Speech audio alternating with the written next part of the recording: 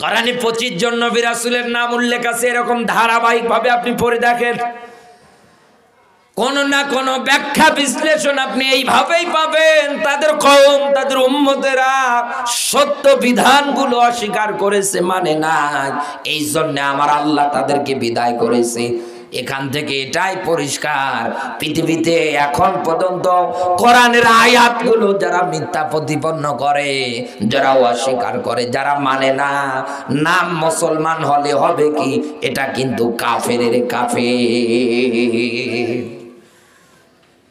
এতটুকুন ব্যাখ্যায় আমি জানি আপনি বাস্তবতা খুঁজে পাবেন না। এইবার আসেন আমি আপনাকে চেনার জন্য আর একটা আয়াতের ব্যাখ্যা বলছি, এবার এটাও লেখেন। সূরা হামিম সিজদা 41 নাম্বার সূরা 24 নাম্বার পারার, এটা পাবেন আপনি 26 নাম্বার আয়াত। যেখানেই মাহফিলে যান না কেন, ওই জায়গায় আলেম যারা আছে কোরআনের এই আয়াতটা ব্যাখ্যা করে।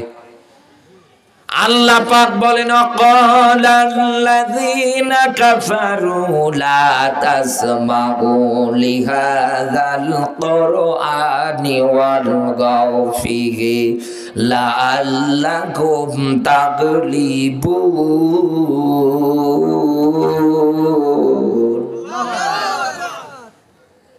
এই যে শব্দ এসেছে ক্বালাল্লাযীনা কাফারু, ক্বালা ক্বালু, বলে, বলবে, কারা বলবে? এই জায়গার মধ্যেও কিন্তু কাফারু শব্দ এসেছে। নবী যারা কাফের, মিথ্যা প্রতিপন্নকারী, সত্য বিধান অস্বীকারী, এরা বলবে কি বলবে? লা তাসমাউ লিহাদাল কুরআন, সব চলুক, সব মানুষ শুনুক, একটা বিধান যেন শুনতে না পারে, সেটাই আল্লাহর কোরআন। যেখানেই নবী মোহাম্মদ প্রচার করতে যাক না কেন, ওই জায়গায় গিয়ে তোমরা হট্টগোল বাজাও, ওই জায়গায় গিয়ে মারামারি বাজিয়ে দাও, ওই জায়গার মধ্যে তোমরা দরকার পড়লে তার এক নিশনে ইবনে কাসিরের ব্যাখ্যা বলছি, ঢোল তবলা গান বাজনার আয়োজন করো। অতীতের ইতিহাসে কাফের যারা ছিল, রাসূলের কোরআন প্রচার প্রসারণা বন্ধ করার জন্যে তারা একাধারে হট্টগোল বাজিয়েছে, মারামারি বাজিয়েছে। এটাতেও তারা যখন পাইতো না, তখন তারা একাধারে কোরআন প্রচারের ওই জায়গার একনিষ্ঠে তারা গান বাজনা বাদ্যযন্ত্র বাজাতো। মানুষ যেন কোরআন শোনা বাদ দিয়ে গান বাজনা নর্তকীদের নাচাচ্ছে ওই জায়গায় যেন যায়। ও বাংলার মুসলমান, এবার একটা বিষয় আপনার কাছে আমি পরিষ্কার করে দিয়ে যাচ্ছি, এই ৯৬% মুসলমানের দেশে আপনি তাকান, মানুষদের গান বাজনার প্রতি আকর্ষণ বেশি না কোরআন শোনার প্রতি? আরো জোরে বলে, ভয় পাচ্ছেন? কারণ এই দেশে মুরব্বী লোকদের মোবাইল পর্যন্ত আপনি চেক করে দেখেন, আপনি গান পাবেন। এদেশের যুব সমাজ যারা আছে, মোবাইল চেক করে দেখেন, আপনি গান পাবেন। প্যান্ডেলের মধ্যে আড়ালে যারা বসে আছে মায়েরা, মোবাইল ফোন চেক করে দেখেন, গান পাবেন। যেখানেই আপনি যান না কেন, ওই জায়গার মধ্যে আপনি তাকাবেন, গানের অনুষ্ঠানে লক্ষ লক্ষ লোক হয়, আর কোরআনের মাহফিলে এত প্রচার প্রসারণা, এরপরেও লোকজন আসতেও চায় না। যদি একটু আসে, ও মনে মনে ভাবে, হুজুর খালি আমার বিরুদ্ধে যদি বলে আর থাকা যাবে না, আস্তে আস্তে উঠে উঠে বাড়ি চলে যায়, মনে মনে গালি দেয়। এ হুজুরের এই রকম বক্তব্যই কালকে আবার চার তলে বসে একাধারে বদনাম করবে, বক্তার খুঁজে পায় না, কার দাওয়াত দিয়ে নিয়ে আসে এই জায়গায়, শুধু রাজনীতি কথা বলে। এই রকম মানুষ আপনি পাবেন এই দুনিয়ায়। ও বন্ধু, আমি আপনাকে এখান থেকে এটাই মেসেজ দিয়ে যেতে চাচ্ছি, ওই সময়ে কাফের যারা আছে তারা কোরআনের কথাগুলোকে বন্ধ করার জন্যে, মানুষদেরকে কোরআন থেকে দূরে রাখার জন্যে তারা গান বাজনা, ঢোল তবলা বাদ্যযন্ত্র আয়োজন করত।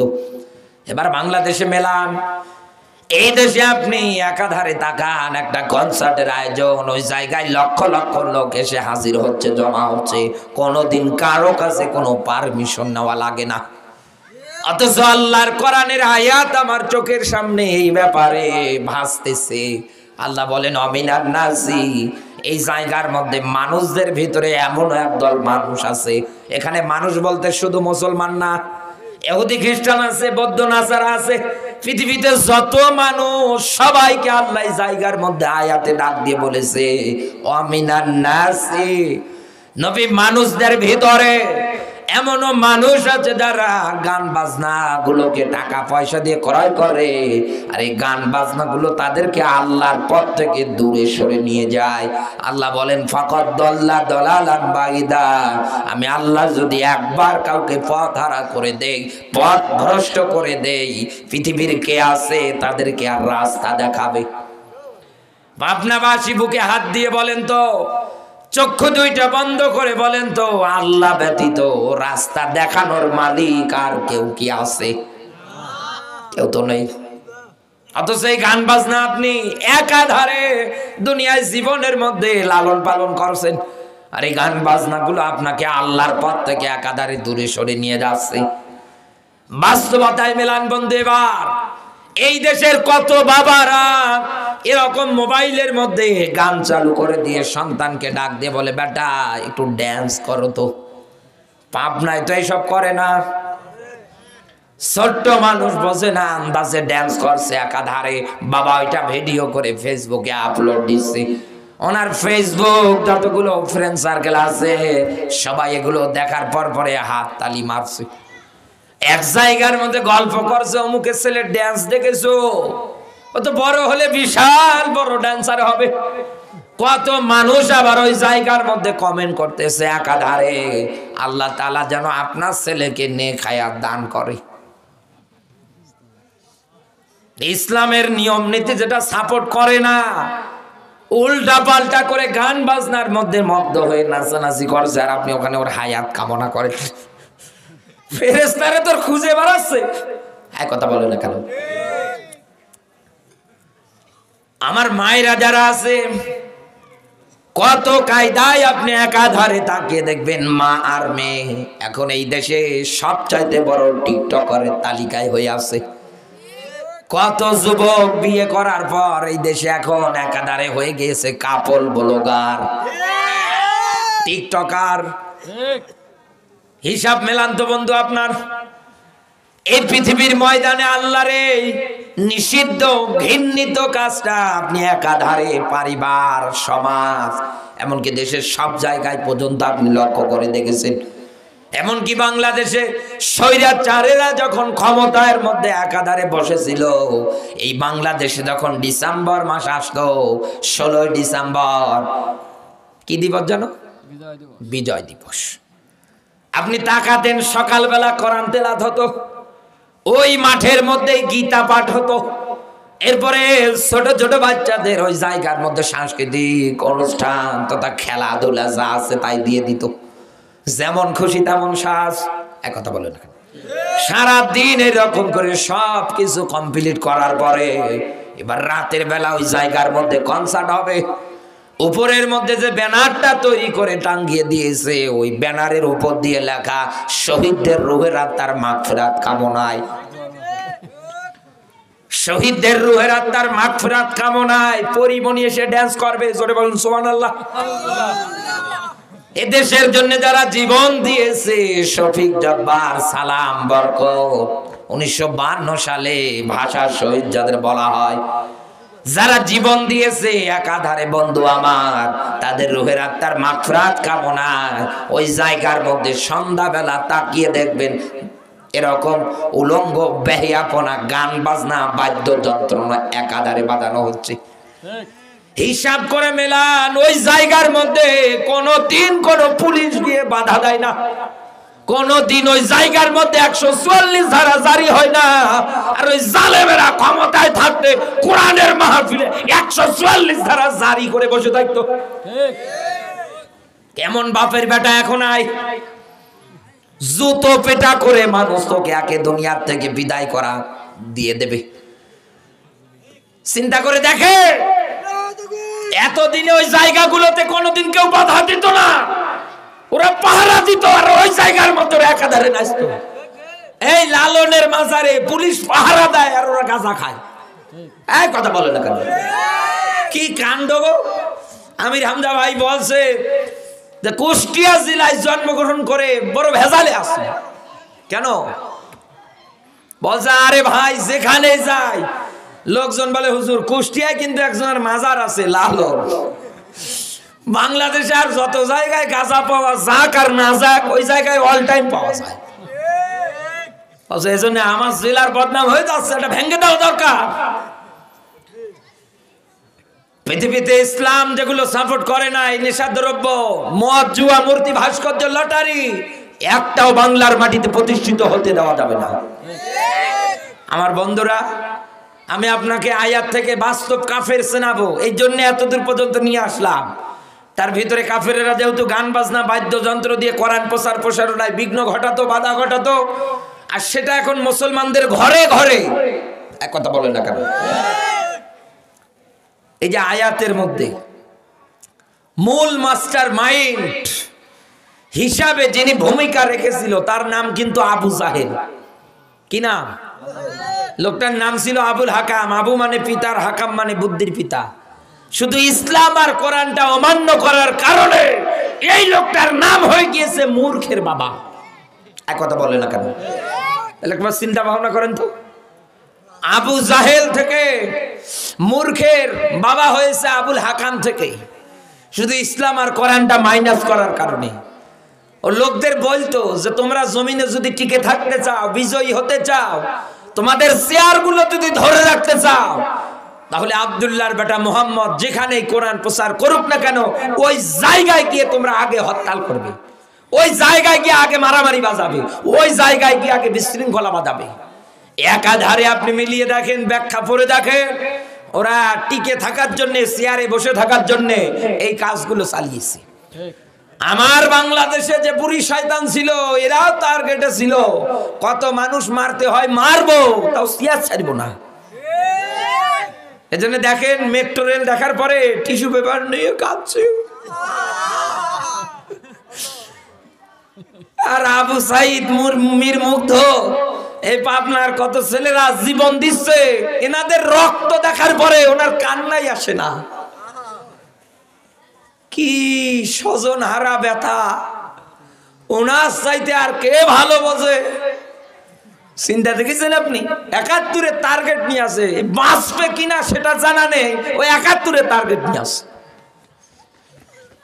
চিন্তা করে মিলিয়ে দেখেন, আয়াতের মূল মাস্টার মাইন্ড আবু জাহেল। প্রশ্ন আপনার কাছে, আবু জাহেল কিন্তু মুসলমান না, ও কিন্তু কাফের। এক কথা বলে না কেন? ও কিন্তু ঈমান আনে নাই, রাসূল দাওয়াত দিয়েছে মানে নাই, আরো মারার প্ল্যান করেছে। পাবনাবাসী মিলে না, আবু জাহেল না হয় কাফের, এই জন্য রাসূলের কোরআন প্রচার প্রসারণায় বাধা দিয়েছে। সাপোজ এক্সাম্পল আকারে ধরে না, এটা মেনে নেওয়া যায়, ও না বোঝার কারণে বাধা দিয়েছে। কিন্তু আমার বাংলাদেশে এই ১৬-১৭ বছরে একটা কোরআনের আয়োজন যদি আপনি করতে চাইতেন, কতবার আপনাকে থানায় যাওয়া লাগতো শুধু পারমিশনের জন্য। ইউনিয়ন পরিষদের মেম্বার থেকে শুরু করে চেয়ারম্যান, একেবারে চৌকিদার পর্যন্ত, থানার ডিসি, এসপি, এসআই, এনএসআই পর্যন্ত আপনাকে যাওয়া লাগতো। ওরা যতক্ষণ অনুমতি না দেবে আপনি একটা মাহফিলের আয়োজন করতে পারতেন না। ওরা অনুমতি দিয়েছে, সব কমপ্লিট, বক্তা এসেছে আলোচনা করতে, সব কিছু কমপ্লিট হওয়ার পরেও কত আলেমকে রাস্তা থেকে ঘুরে যেতে হয়, স্টেজে পর্যন্ত উঠতে দেয় না। আমার নীলফামারী জেলায় আমির হামজা ভাইয়ের মাহফিল করেছে, তো পুলিশ গিয়ে বাধা দিয়েছে, বলছে এই জায়গায় উঠতে দেওয়া যাবে না, পালানোর আগে। উৎসুক জনতা বলছে না, আমরা হুজুরের ওয়াজ শুনিয়েই বাড়ি যাব। বলছে না, এই জায়গায় উঠতে পারবে না, আবেগ দিয়ে ইসলাম চলে না। বলছে বেটা আবেগ, দুইটোরে মেরে একেবারে আদা ধরা করেছে, তাও যদি ফোর্স না নিয়ে যেত সাথে মাইরিয়ে ফেলতো।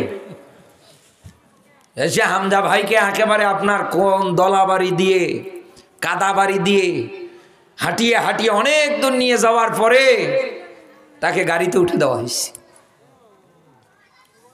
চিন্তা ভাবনা করে মেলান তো, কোরআনের মাহফিলে একটা আলেমকে স্টেজে উঠতে দেয় না, অথচ তিনি কোন এদেশের বড় মামলার তালিকায় নাই, সব কমপ্লিট। আপনার এত টাকা পয়সা খরচ করে আপনি আয়োজন করেছেন, উঠতে দিতে না।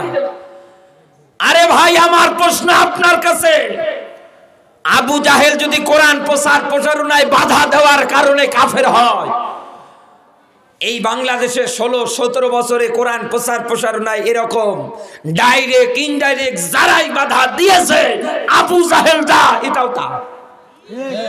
কথা বলেন, কি তফাৎ আছে বলেন আমাকে? আবু জাহেলের যেমন আকাঙ্ক্ষা ছিল ধরে থাকবো চেয়ার, এদেরও তো চিন্তা ছিল এটাই। বাংলাদেশে আপনি তাকিয়ে দেখেন, কোরআনের মাহফিলে এই প্রকৃতির লোক বেশি।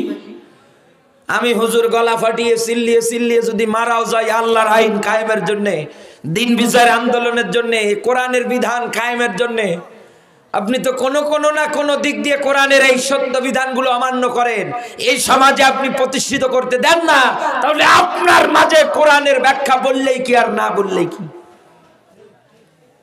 আরো একটা পয়েন্ট বলছি, খতামাল্লাহু আলা কুলুবিহিম, আল্লাহ বলেন ওদের কলব যা আছে আমি আল্লাহ মোহর মেরে দিয়েছি। ওদের যে কর্ণকহর আছে আমি আল্লাহ এটাতে মোহর মেরেছি। ওদের যে দেখার জন্য দুটো লাইট দিয়েছি, আলাম না যে আল্লাহ আইনাইন, চোখ, এই চোখের মধ্যে আমি আল্লাহ মোহর মেরে দিয়েছি। এদের জন্য রয়েছে আযাব, কঠিন শাস্তি। কথাকার উলাইকা কাল আনআম বাল হুম আদাল। এই আয়াতের একনিষ্ঠ অন্য আরো একটা আয়াত আছে এই ব্যাপারে, সূরা আনামের 179 নম্বর আয়াত। আল্লাহ বলেন উলাইকা, ওই মানুষগুলো কারা, যাদের এই তিনটাই নষ্ট হয়ে গিয়েছে। আল্লাহ বলেন এ তো চার পাওয়ালা জানোয়ারের চাইতেও খারাপ। একটা কুকুরের যা দাম আছে আল্লাহর কাছে, আপনার এই কলব, আপনার এই চোখ, আপনার এই কর্ণকহর, এগুলো যদি ইসলামের জন্য কাজে লাগাতে না পারেন, আপনি একটা কুকুরের চাইতেও খারাপ। সেই হিসাব অনুসারে মেলান এদেশে কোরআনের অনুষ্ঠান কম হয় না, কিন্তু আমরা মানুষ যারা আছি প্রকৃতির হিসাব অনুসারে মিলিয়ে দেখেন, শুধু নামে মানুষ কিন্তু কোরআনের আয়াত অস্বীকারী করার জব। আল্লাহ এদের থেকে আমাদের বাংলাদেশটাকে যেন হেফাজত করে, বলেন আমিন। নবীজির প্রতি দরুদ, মানবতার মুক্তির মডেল, মানবতার মহান আদর্শ, মানবতার শিক্ষক, নবিকুর শিরোমণি নবী মুহাম্মদুর রাসূলুল্লাহ সাল্লাল্লাহু আলাইহি ওয়াসাল্লাম। জবান সেরে কোরআনের সোনালী আয়াত আমার সঙ্গে পড়ে না। ও বিল্লাহি মিনাশ শাইতানির রাজিম। বিসমিল্লাহির রহমানির রহিম।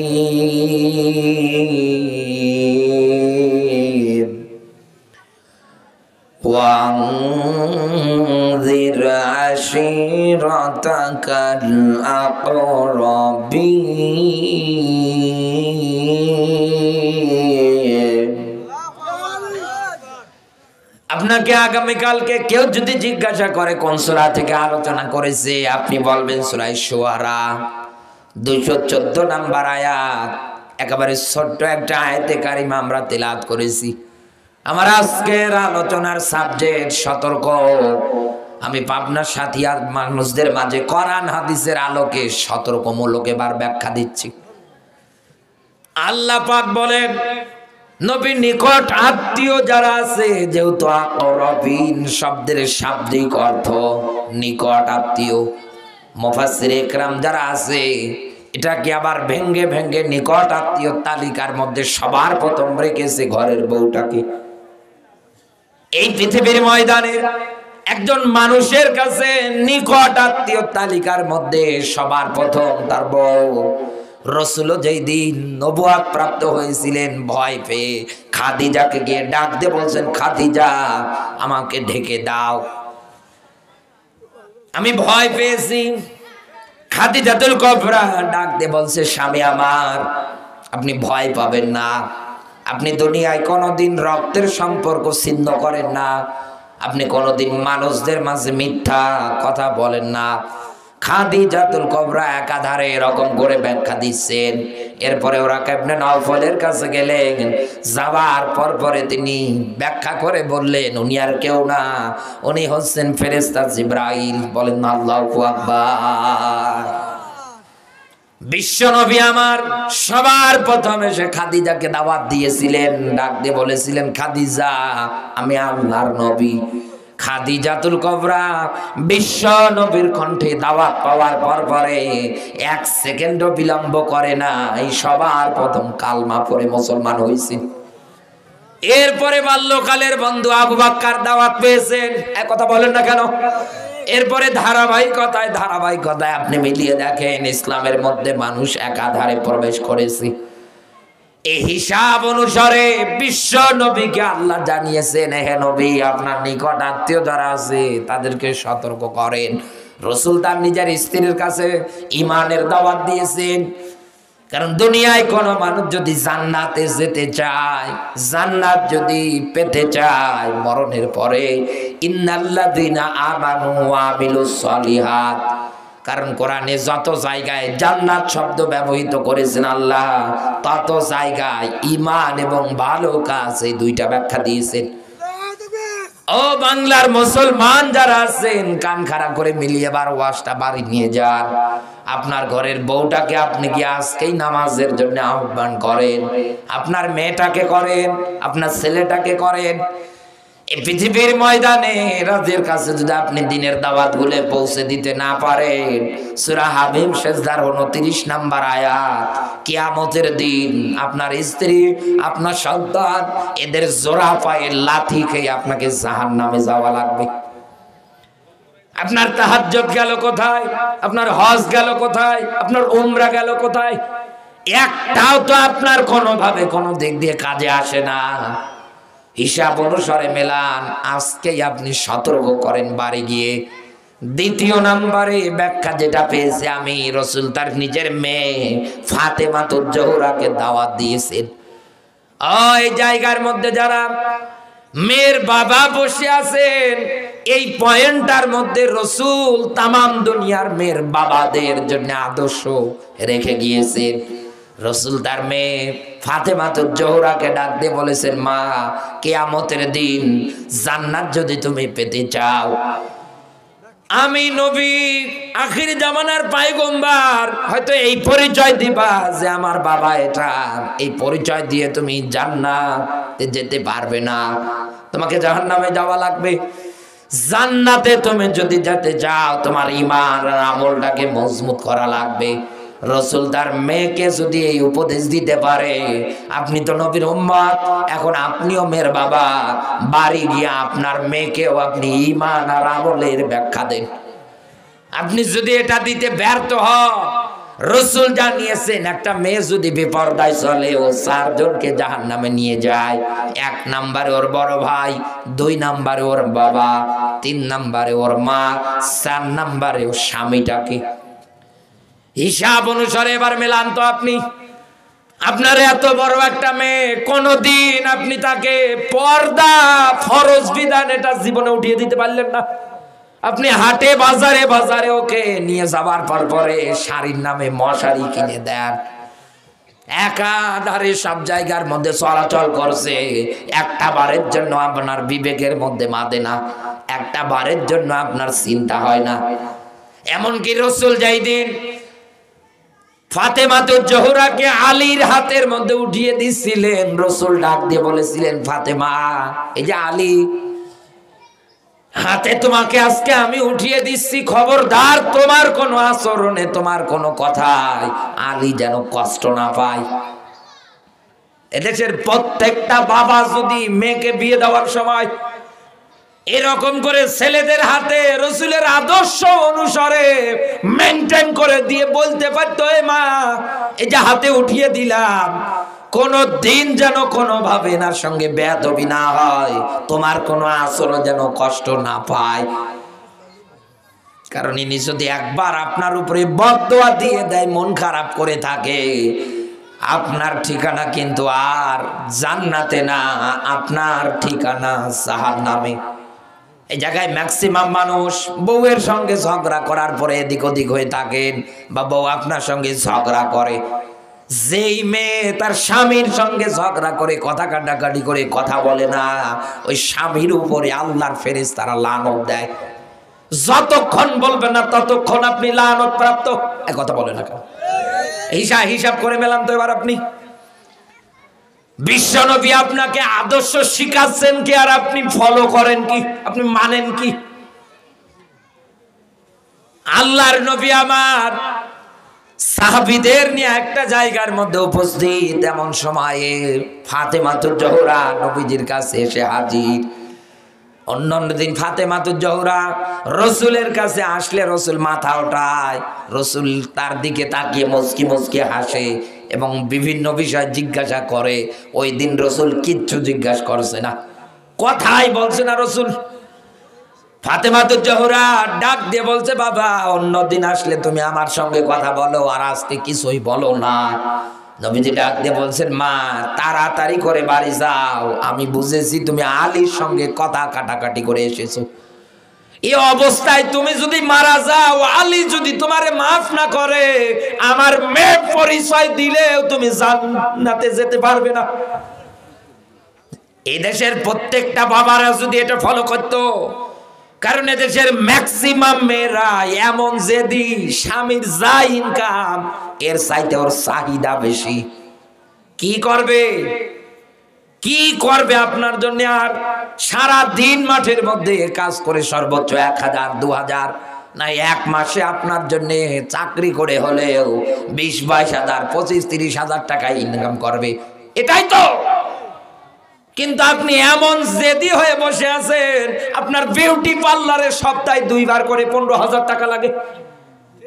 কি করবে? ওর বেতন তো 20,000 টাকা, আপনার সপ্তাহে যদি 15,000 টাকা শুধু সাজুগুজুর জন্যই লাগে, কি রক্ত বিক্রি করবে? কেন আপনি বোঝেন না? এইরকম ক্যাটাগরিতে আপনি দেখবেন যখন আর দিতে পারছে না তখন ঝগড়াঝাটি করে বাপের বাড়ি চলে যায়। আর দেশের ম্যাক্সিমাম বাবাগুলো মুনাফিকের তালিকায়। মেয়ে যখন স্বামীর সঙ্গে ঝগড়া করে বাড়ি যায়, তাকে আরো বাড়ির মধ্যে সুন্দর করে আশ্রয় দেয়। একথা বলেন না কেন? রসুল তো এটা করলেন না। রসুল বলেন তাড়াতাড়ি গিয়ে মাপ চাও। আপনি মেয়েকে ওই জায়গায় আরো আশ্রয় দিয়ে মাথার মধ্যে হাত বোলাচ্ছেন। বড় ভাই, আপনি দায়িত্বশীল একজন মানুষ, আপনি একাধারে আবার বলতেছেন ওর এত বড় সাহস, আমার বোনের গায়ে হাত দিয়েছে, ও আসুক এই সাথিয়ার বাজারে, ওর পা ভেঙে ফেলবো। শেষ পর্যন্ত দেখা যায় এ ছেলেও আর রাগ করে যায় না, ও মেয়েও বলছে আমি আর যাব না। মাঝখানে শয়তান কুমন্ত্রণা দিয়ে পুরো সংসারটাই শেষ করে ফেললো। শেষে ডিভোর্স। সম্মানিত মায়েরা যারা আছেন, এই কাজ আপনার দ্বারা যেন না হয়। কারণ আপনি মনে করবেন বিয়ের আগে আমার বাপের বাড়িটা আমার কাছে স্বর্গ বা জান্নাত, যেটাই মনে করেন না কেন, বিয়ের পরে স্বামীর বাড়িতে যে আর আপনার ভালো লাগে না, আপনার মনে হয় এটা আমার জন্য জাহান্নাম। না, পৃথিবীতে স্বামী ব্যতীত আপনার আপনার কেউ নেই। একজন নারীর সবচেয়ে কাছের আপন তার স্বামী। আর আপনি এদিকে শয়তানদের কুমন্ত্রণা শুনে সে স্বামীকে কষ্ট দেয়, সে স্বামী ব্যথা সহ্য করতে না পেরে, বিরহ যন্ত্রণা সহ্য করতে না পেরে রেল লাইনে জীবন দিচ্ছে। এক কথা বলে না কেন? সেদিন আমার নীলফামারীর এক লোক ময়মনসিংহে গিয়ে মারা গিয়েছে ট্রেনের তলে। কি বউ ডিভোর্স দিয়েছে তাই? হিসাব করে মেলাম তো কত এরকম করে আপনার সংসারগুলো নষ্ট হচ্ছে। আপনার স্বামীর বাড়ি জাহান্নাম মনে হয়, ডিভোর্স হওয়ার পরে বাপের বাড়ি এসে 6 মাস থেকে দেখেন, ওটার চাইতে এটা বড় জাহান্নাম হবে। কেউ দেখতে পারবে না, দূর দূর করে তাড়াবে। শেষে হয় গার্মেন্টসে গিয়ে খেটে খাওয়া লাগবে। স্বামীকে যদি মূল্যায়ন করতে পারতেন, স্বামী যতটুকু ইনকাম করুক আপনাকে মাথায় উঠিয়ে রাখতে। এক কথা বলে না কেন? কিন্তু এই জায়গায় ম্যাক্সিমাম বাবা যারা আছে, মেয়েকে এই আদর্শে লালিত পালিত করে না। এই জন্যই তো এদেশের ম্যাক্সিমাম সংসারগুলোতে আজ ডিভোর্সের সংখ্যা বেড়ে যাচ্ছে। আপনি এই আমলে তো বিশ্বনবী আমার তার ফুফুকে সতর্ক করলেন। এরপর পরে নবীজি আমার জাতির লোকদেরকে সতর্ক করার জন্য সাফা পাহাড়ের পাদদেশে গিয়ে দাঁড়ালেন। রসুল ডাক দিয়ে বললেন, আমি যদি তোমাদেরকে বলি এই সাফা পাহাড়ের পাদদেশে একদল লোক অস্ত্র শস্ত্র নিয়ে তোমাদের প্রতি অ্যাটাক করবে, আক্রমণ করবে, তোমরা কি আমার এই কথাটা বিশ্বাস করো? ওই জায়গার মধ্যে উপস্থিত যত মানুষ সবাই ডাক দিয়ে বলেছে যে হ্যাঁ, আমরা আপনার কথাটা বিশ্বাস করি। আর রাহিকুল মাকতুম, সিরাত ইবনে হিশাম, সিরাত বিশ্বকোষ, যে কোনো জায়গায় আপনি ব্যাখ্যা দেখেন না কেন এই তত্ত্বগুলোই পাবেন। আরো যদি ভালো করে খুঁজতে চান সূরা লাহাবের তাফসীর মিলান। আল্লাহর নবী আমার জাতির লোকদের এইবার যখন ডাক দিয়ে বললেন আমি আল্লাহর রসুল, আখির জামানার পয়গম্বর, ওই জায়গার মধ্যে তার চাচা, রক্তীয় চাচা, আপন চাচা নাম আবু লাহাব সঙ্গে সঙ্গে ডাক দিয়ে বলছে, ভাতিজা এই কথা বলার জন্যই কি তুমি আমাদের এই জায়গায় ডেকেছো? তোমার উপরে লানত, তোমার উপরে অভিশাপ। দ্বিতীয়ত এটাতেও যখন ওর মনের রাগ মেটে না, ওর সঙ্গে সঙ্গে পাথর উঠিয়ে রসুলের দিকে ছুঁড়ে মেরেছে। আমার আল্লাহ কিন্তু বরদাস্ত করেন না। পুরো কোরআন পড়ে দেখবেন কোন কাফেরের নামে আল্লাহ পূর্ণাঙ্গ সূরা নাজিল করে নাই নাম ধরে। একজনের নামে পূর্ণাঙ্গ একটা সূরা নাজিল করেছে, তো আবার নাম ধরে, তার নাম হচ্ছে লাহাব। এজন্য আয়াতের শুরুতে আল্লাহ ডাক দিয়ে বলেছে তাব্বাত ইয়াদা। কত চমৎকার ব্যাখ্যা আপনি মেলান। আল্লাহ বলেন ধ্বংস হোক আবু লাহাব, ওর দুই হাত, ও নিজেও। আমি আল্লাহ ওর স্ত্রী সন্তান ধন সম্পদ টাকা পয়সা ওর কোনো কাজে আসতে দেব না। আমি আল্লাহ ওকে প্রবেশ করাবো জাহান্নামের লেলিহীন অগ্নিশিখায়। ও বাংলার মুসলমান হিসাব মেলা, এই দেশের মধ্যে আজ যারা নাইবে নবীদের গায়ে হাত দেয়, আলো উলামা রাসাতুল আম্বিয়া, নবীজি জানিয়েছেন আমার পরপরে নাইবে নবী তারা দুনিয়ায় যারা আলেম, আর যারা এই আলেমদের গায়ে হাত দেন, হিসাব করে লিখে নেন বন্ধু, সামনে এমন দিন আসবে জালেম আপনি মারা যাবেন, পড়ে থাকবেন, জানাজা দেওয়ার মতো কেউ থাকবে না। এই আবু লাহাবের শেষ পরিণতি দেখে, ও শরীরের মধ্যে এক প্রকার সোয়াইসে প্লেগ রোগ হয়েছিল। ওর স্ত্রী সন্তান সবাই ওকে বাড়ির থেকে বের করে জঙ্গলের মধ্যে নিয়ে গিয়ে ফালিয়ে দিয়ে এসেছে। ওই জায়গার মধ্যে গলে পচে মারা গিয়েছে। ওকে কেউ আদর করে মাটির মধ্যে পুঁতেও রাখে নাই। হিংস্র জন্তু জানোয়ার ওই জায়গায় ওর লাশটা চিরে চিরে খেয়েছে। এই বাংলাদেশে এতদিনে যারা মতিউর রহমান নিজামীর মতো মানুষদের হত্যা করেছেন, কোরআনের পাখিকে যারা মেরেছেন, কামরুজ্জামান, আলী হাসান মুজাহিদ, এরকম করে দিনের রাহবারদের যারা হত্যা করেছেন, আমি বলছি আপনি খাতা কলমে লিখে রাখেন, এদেশের মানুষ জেনে গিয়েছেন এদের হত্যাকারীকে। এইসব জালেমদের সাপোর্টার এবং জালেম যারা সামনে মারা যাওয়ার পরে পড়ে থাকবে, জানাজা দেওয়ার মতো একটা লোক খুঁজে পাবেন না। আপনি পাবেন না কাউকে, কারণ যাবেই না মানুষদের জানা যায়। কঠিনতম শাস্তি আপনি এই দুনিয়ার ময়দানে দেখতে পারবেন সবচাইতে বেশি এই বুড়ি শয়তানের। মারা গেলে এর কি হবে? দাদা বাবুদের দেশে না হয় এখন আছে, আমি গিয়েছিলাম 2 বার, আল্লাহ নিয়ে গিয়েছিল। ওদের যে গঙ্গা নদী আছে, ও গঙ্গা নদীর 2 মিনিট পর পর শ্মশান, 2 মিনিট পর পর শ্মশান। ও ছাতা যদি মরে যায় ওখানে পুরবে। এক কথা বলে না কেন? না পুড়িয়ে কি করবে? বাংলাদেশে দেবে? নেবেন আপনি? নদীর ধারে ধারে আপনি 2 মিনিট হাঁটার পর পরে শ্মশান পাবেন, হাঁটার পর পরে শ্মশান পাবেন। একজনের জিজ্ঞেস করছে, ভাই এগুলো কি? বলে এখানে তো শ্মশান, মরা পড়ছে, দেখছেন না? ও এই শয়তান এই বাংলাদেশে আসার আগে ওখানে যদি মারা যায় তোরে তো পুড়িয়ে ফেলবে। এক কথা বলে না কেন? হিসাব করে মেলান। আল্লাহর নবীর দিকে পাথর মারা যদি আল্লাহ বরদাস্ত না করে, আবু লাহাবের যদি এই পরিণতি হয়, যারা আলেমদের ধরার পরে হাতির ঝিলে নিয়ে গিয়ে উলঙ্গ করেছেন, হাতে সিগারেট ধরিয়ে পর্যন্ত দিয়েছেন, হ্যাঁ, রিমান্ডে নিয়ে আপনি পেটান, ওরা তোর হাড় গুড় ভেঙে দেব, ভিক্ষা করে খাওয়ার মতো অবস্থা তুই থাকবি না। কোথায় গেল তোর মশানি? কোথায় গেল সেই অহংকার? আর জালেমরা তাকিয়ে দেখো, এই বাংলাদেশে এতদিন যাদের উপরে নির্যাতন করেছিলে সেই টুপিওয়ালারা বাংলাদেশে টিকে আছে, তোমরাও জালেমেরা নেই। তোমরা জালেমেরা নেই, কোথাও তোদের কোনো অস্তিত্ব নেই। যেখানেই মানুষ বলবে আমি ওই দল, ও আগে জুতা পিঠা খাবে। এক কথা বলে না কেন? আল্লাহ পচিয়েছে, তাও যেমন তেমন পচা না, একেবারে সেই রকম।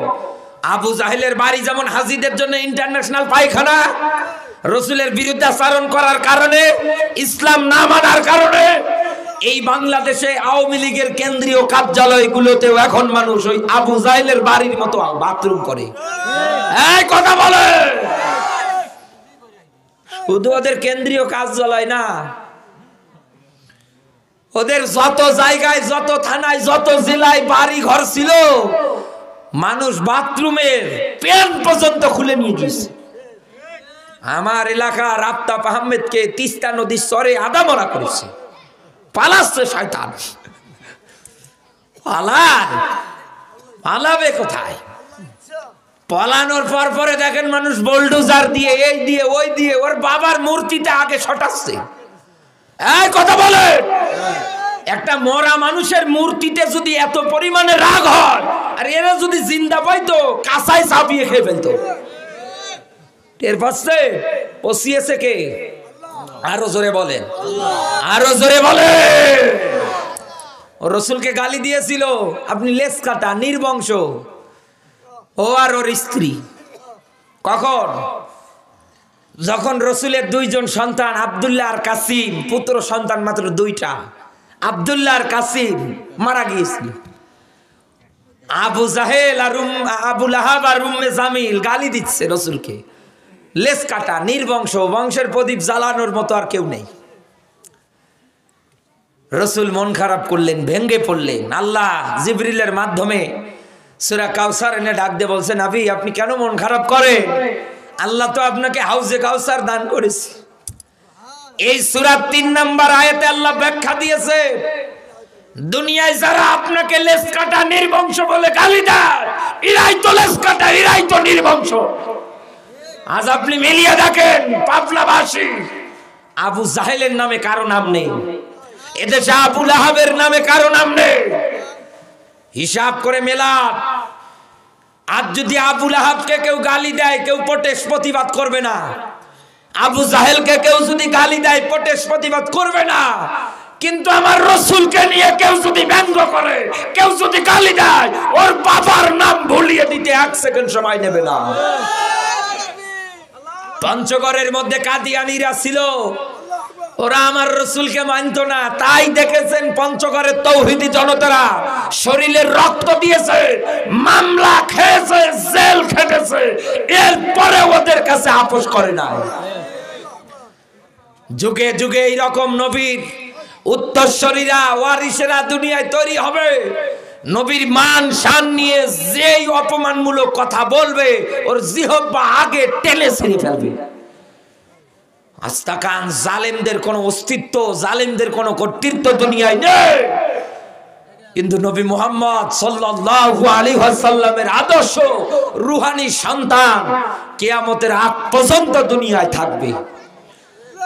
রাখবে কে? আরো জোরে বলেন। এজন্য আমি আপনাকে সতর্ক করে যাচ্ছি, এই দুনিয়ার ময়দানে জালেমের তালিকায় নাম লেখাবেন না। আবু লাহাব, আবু জাহেল, ফিরআউন, নমরুদের মতো কর্মকাণ্ড তৈরি করবেন না। সামনে মারা যাবেন, এই পাবনা সাতিয়ার মাটিতে আপনার জানাজা দেওয়ার জন্য একটা লোক খুঁজে পাবেন না। লিখে নেন, নিয়ে বাড়ি চলে যান। আল্লাহ এই আলোচনা থেকে আমাদেরকে আমল করার তৌফিক যেন দান করে, বলেন আমিন। আরো জোরে বলেন আমিন।